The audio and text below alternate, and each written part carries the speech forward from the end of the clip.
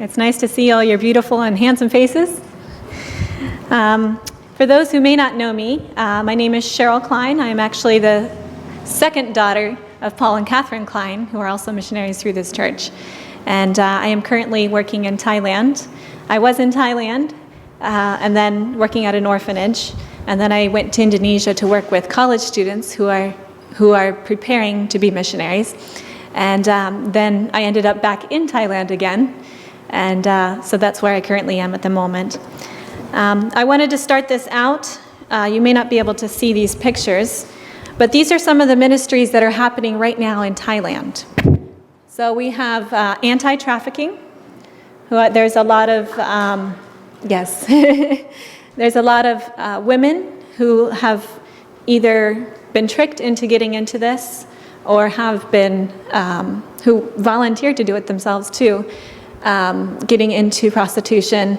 And there's a lot of children that have been taken either from their families or given over from their families into prostitution. So there's a big anti-trafficking weight in Thailand.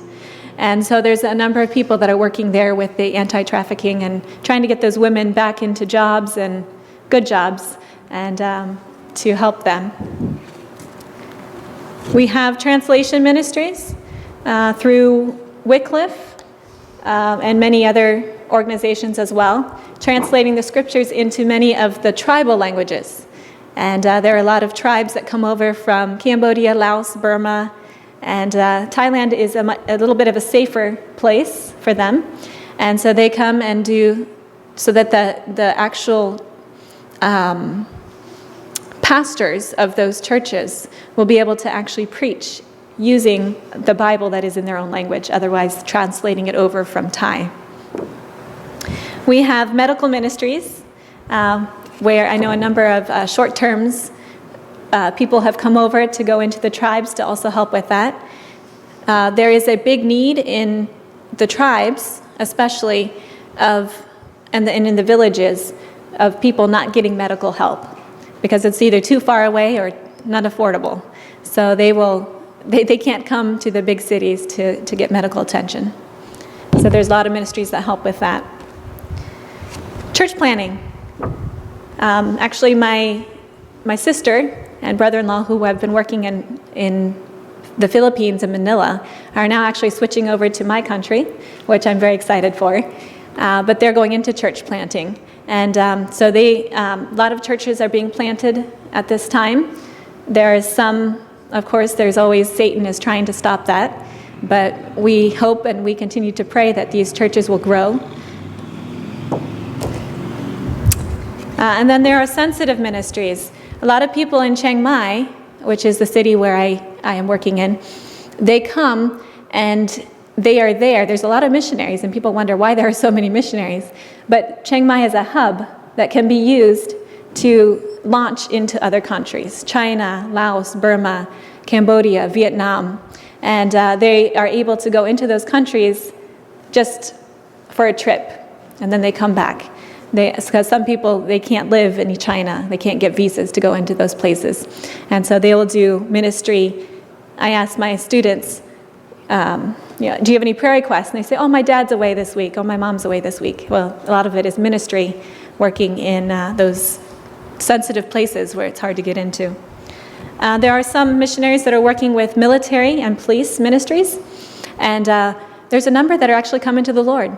And they are changing the way they do things in their barracks, in their different places where they work and where they serve as leaders for Thailand.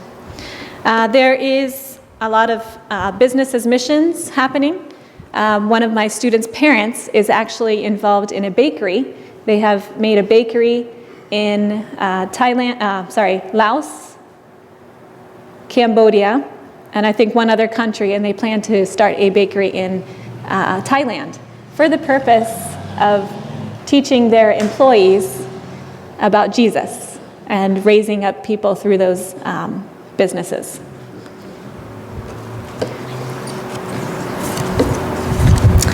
And last but not least, children's ministries. Wherever you go, children are always the most that have the heart for the Lord. And God has said that in our scriptures already. He has stated, we need to be as little children before we can come to know him the fullest. And so children are the most open to the scriptures and to the gospel.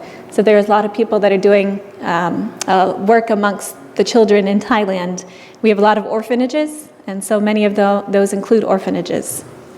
Now, what would happen if all these ministries, a lot of these missionaries had to go home? What would happen? Well, I know many of you can answer that. One of the reasons that these ministries are going home, or that the missionaries have to go home before, a while ago, was because their children did not have education. They would either have to homeschool their children or put them into the public school Thai system, which is not all that great. And so about 16 years ago, there was 5 missionary families, 5 missionary organizations that got together, and they said, we want to change this. We want to start a school. And so a school was started. It's called Grace International School, and it is, today, we have about 600 students. That's including the homeschooling department. We have a department that works especially with those that cannot come to our school. And 90% of those are made up of missionary kids. And so I am a teacher in first grade, teaching first grade. The fields are white for harvest. Many of these ministries are bringing many people to the Lord, and we have the chance to be able to serve the children who also need the Lord. This past year, I was able to bring about 6 of my students to the Lord, which was a big highlight. And after we had prayed, I had tears in my eyes, and my students were looking at me like this, and I said, those are tears of joy. Because I was able, in heaven right now, there are angels singing over the many students that came to the Lord that day. So that is, my heart is for missionary kids to grow up and serve the Lord and to continue serving the Lord in different countries and wherever they are, but to grow up with healing in their hearts with all the transitions that they have to go through. So thank you. I don't know if there's any, maybe I can take questions afterwards or something downstairs. Okay, thank you very much. Thank you,